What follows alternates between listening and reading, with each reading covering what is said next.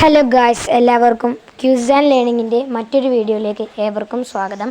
അപ്പോൾ ഇന്ന് നമ്മൾ വന്നിട്ടുള്ളത് വായനാദിനവുമായി ബന്ധപ്പെട്ട ടഫായിട്ടുള്ള ചോദ്യങ്ങളെ പറ്റിയാണ്. അപ്പോൾ നമുക്ക് നേരെ വീഡിയോയിലേക്ക് കടക്കാം. ഗ്രീക്ക് സാഹിത്യത്തിലെ ഇതിഹാസങ്ങൾ. ഒഡീസി, ഇലിയഡ്. രമണൻ എന്ന പ്രശസ്ത കാവ്യം രചിച്ചത് ആര്? ചങ്ങമ്പുഴ കൃഷ്ണപിള്ള. പി.എൻ. പണിക്കർ അറിയപ്പെടുന്നത് ഏത് പേരിൽ?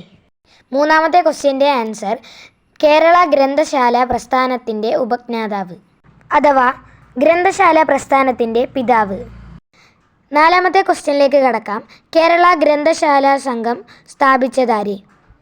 പി.എൻ. പണിക്കരാണ് ഗ്രന്ഥശാല സംഘം സ്ഥാപിച്ചത്.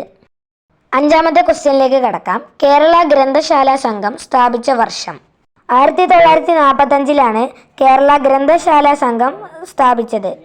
ആറാമത്തെ ക്വസ്റ്റ്യനിലേക്ക് കടക്കാം. എന്നാണ് കേരളത്തിൽ വായനാ ദിനമായി ആചരിക്കാൻ തുടങ്ങിയിട്ടുള്ളത്? 1996 കേരളത്തിൽ ആദ്യമായി വായനാ ദിനമായി ആചരിക്കാൻ തുടങ്ങിയിട്ടുള്ളത്. 2024 വായനാ ദിനത്തിൻ്റെ സന്ദേശം എന്താണ്? വായിച്ചു മുന്നേറാം അഥവാ റീഡിംഗ് ഫോർ പ്രോഗ്രസ്. ഇത് 2024 സന്ദേശമാണ്. ഓരോ വർഷം കൂടുമ്പോഴും അതിൻ്റെ സന്ദേശം മാറിക്കൊണ്ടിരിക്കും. എട്ടാമത്തെ ക്വസ്റ്റ്യനിലേക്ക് കടക്കാം. മലയാളത്തിലെ ആദ്യത്തെ നോവൽ ഏതാണ്? മലയാളത്തിലെ ആദ്യത്തെ നോവൽ എന്നറിയപ്പെടുന്നത് കുന്തലതയാണ്.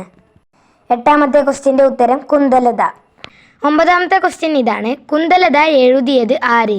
അപ്പു നെടുമങ്ങാടിയാണ് കുന്തലത എന്ന നോവൽ എഴുതിയിട്ടുള്ളത്. മലയാളത്തിലെ ലക്ഷണമൊത്ത നോവൽ ഏതാണ്? മലയാളത്തിലെ ലക്ഷണമൊത്ത നോവൽ എന്നറിയപ്പെടുന്നത് ഇന്ദുലേഖയാണ്. നിങ്ങൾ കൺഫ്യൂസ് ആവരുത്. മലയാളത്തിലെ ആദ്യത്തെ നോവലാണ് കുന്തലത.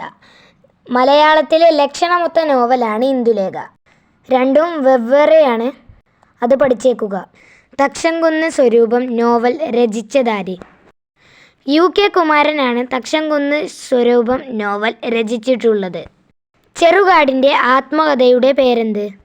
ചെറുപാത എന്നാണ് ചെറുകാടിൻ്റെ ആത്മകഥ. കേരള ഹമ്മിങ് വേ എന്നറിയപ്പെടുന്ന എഴുത്തുകാരൻ? MT വാസുദേവൻ നായർ. എന്നാണ് ലോക പുസ്തക ദിനം ആചരിക്കുന്നത്? ഏപ്രിൽ 23. അന്താരാഷ്ട്ര മാതൃഭാഷാ ദിനം എന്നാണ്? ഫെബ്രുവരി 21. ഇത് നിങ്ങൾക്കായുള്ള ഒരു ബോണസ് ക്വസ്റ്റ്യനാണ്. ആദ്യത്തെ വയലാർ അവാർഡ് നേടിയ കൃതി ഏത്? അപ്പോൾ ഇത്രയുള്ളൂ നമ്മളെ വീഡിയോ. എല്ലാവരും വായനാദിന ക്വിസിൽ ഫസ്റ്റ് വാങ്ങി വരിക. അപ്പോൾ എല്ലാവർക്കും നന്ദി.